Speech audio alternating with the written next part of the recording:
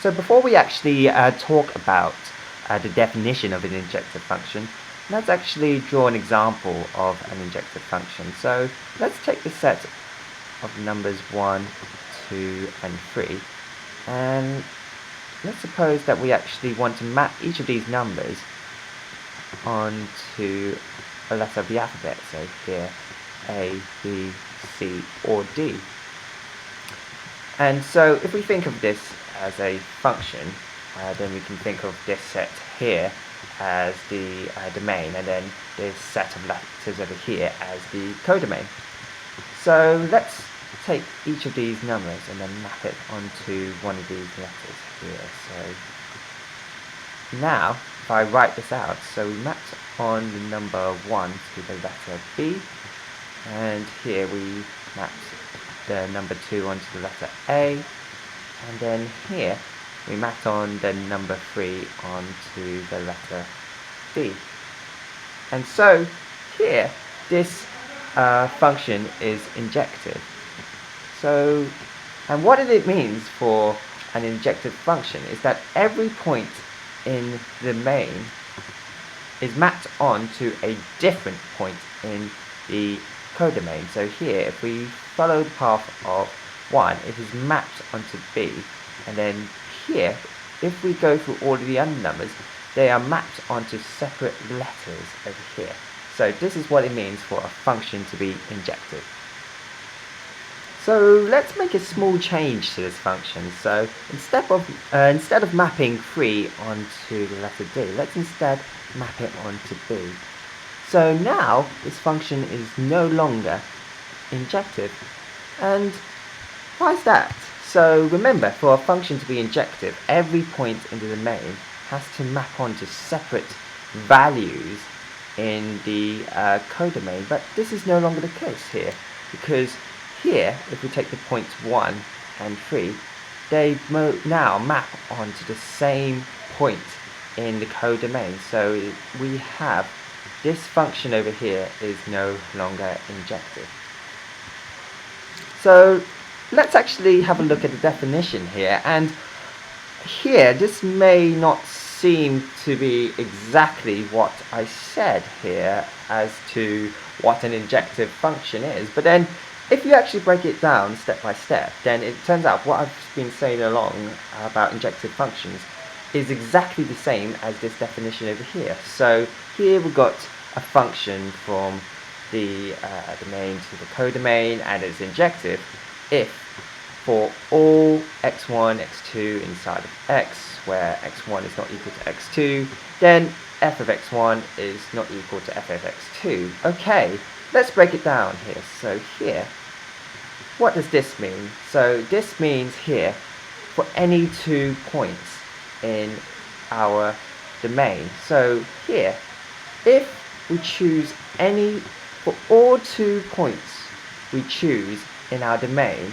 where those 2 points are different points here, then the points that the values that they are mapped onto are also different. So let's just go back to our previous example over here.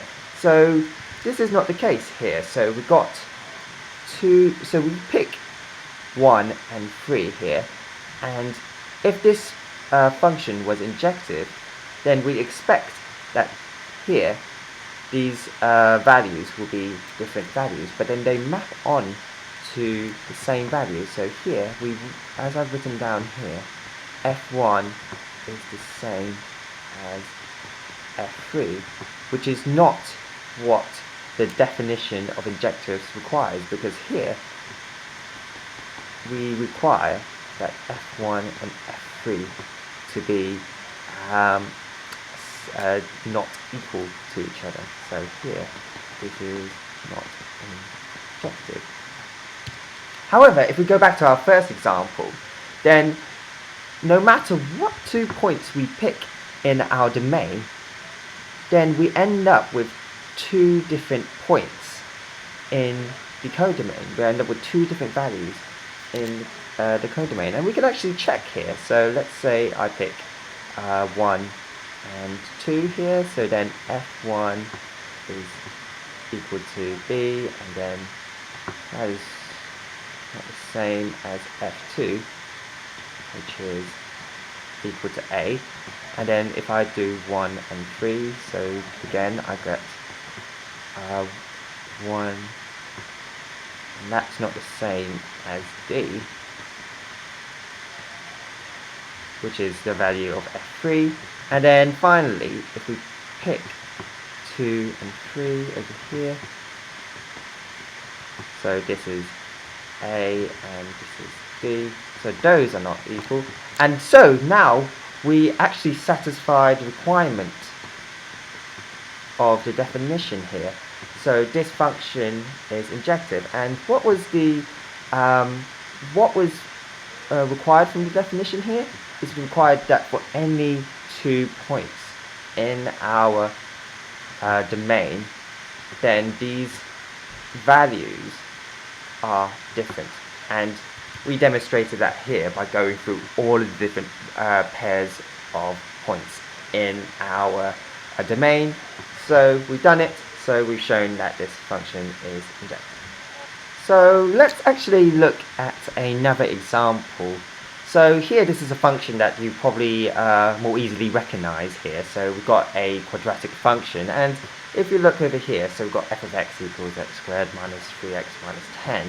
Then actually here you can actually factorize this. So we've got x minus 5, x plus 2. So here you can see over here that we've got minus 2 and 5 intersecting the x-axis. And just to familiarize ourselves, so a function always needs to have a domain and a codomain, and in this case they're both the set of real numbers. So I want you to think for a minute, is this function here injective? And so going back to our definition over here, we need that for any 2 points in the real numbers, so here the domain is the real numbers, then the numbers that they are mapped onto must be different. But then here you can choose 2 numbers over here. In fact, it's quite easy to choose 2 numbers. So let's say we take minus 2 and 5. So if we map minus 2 onto this function, so that equals 0, and then here we map 5 onto this function, and that's 0 over here. So here we found 2 numbers that map onto the same number in the codomain, so this function is not injective. So let's actually make one small change to this function. So here I'm just drawing this line over here, and x equals 3 over 2. So here this is the turning point of this function. And what I'm going to do now is I'm going to change the domain. So we're not going to consider all real values. We're only going to consider values greater or equal to 3 over 2. And so here we're only considering values to the right hand side of this line. So here we can now ignore this side of the graph because we're only now considering values greater than or equal to 3 over 2. So here we can ignore this because that's minus 2 and that lies outside of this interval over here. So now if we take any 2 points in this domain, so any 2 points within this interval over here, so let's now say I take f. So we take 4, and so here f4, this is minus 6, and so if we take f5, that's equal to 0. So here these are 2 different values. So yeah, it seems to be that these 2 points satisfy the requirements for injectiveness. And if I take f equals 6, and yeah, so f equals 6 is 8, which is different from the previous 2 values over here. And if you choose any 2 points greater than or equal to 3 over 2, you actually find that you end up with different values when you map those points onto the function. So here, at least in a case where the domain is greater than or equal to 3 over 2, so this interval over here, then it turns out this function is actually injective. And why this is true is an exercise that you can think about. But this goes to show that here the domain is just as important as the actual function itself as to finding out whether a function is injective or not injective.